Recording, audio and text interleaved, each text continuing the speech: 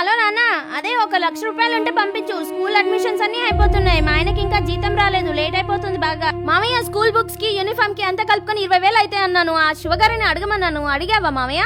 శివగారు ఇస్తారమ్మా, నేను వెళ్ళి తీసుకొస్తాను. సరే మామయ్య. ఏంటండి ఇంత తేరగా వస్తున్నారు? మన పాపకి అడ్మిషన్ ఉందని తెలుసు కదా, ఎందుకు ఇంత లేటుగా వచ్చారు? మామయ్య, మీ అమ్మాయి 1,00,000 రూపాయలు అప్పు చేయమందిగా. ఎక్కడా అప్పు చేయకండి, అవసరం లేదు. అదేంటి 1,00,000 రూపాయలు వద్దంటున్నారు? మీ జీతం కూడా రాలేదు ఇంకా. ఇప్పుడు మన పాప అడ్మిషన్ కి డబ్బెలా కడతారు? ఇప్పుడు మన పిల్లల మంచి చదువు కోసం లక్షలు అప్పు చేయాల్సిన అవసరం లేదు. ఇప్పుడు మంచి విద్యతో పాటు బుక్స్, స్కూల్ యూనిఫామ్, మధ్యాహ్న భోజనం లోకేష్ గారి ఆధ్వర్యంలో ఈ ప్రభుత్వమే చూసుకుంటుంది. ఉచితంగా ఇస్తున్నామని వదిలేయకుండా నాణ్యతలో ఎటువంటి అవకతవకలు లేకుండా చూసుకుంటున్నారు. నారా లోకేష్ గారి ఆధ్వర్యంలో ఈ ప్రభుత్వ పాఠశాలలో స్టేట్ టాపర్స్ తయారు చేస్తున్నారు. వాళ్ళకి గౌరవం అందిస్తున్నారు. మన పిల్లల్ని కూడా ప్రభుత్వ పాఠశాలలో జాయిన్ చేద్దాం.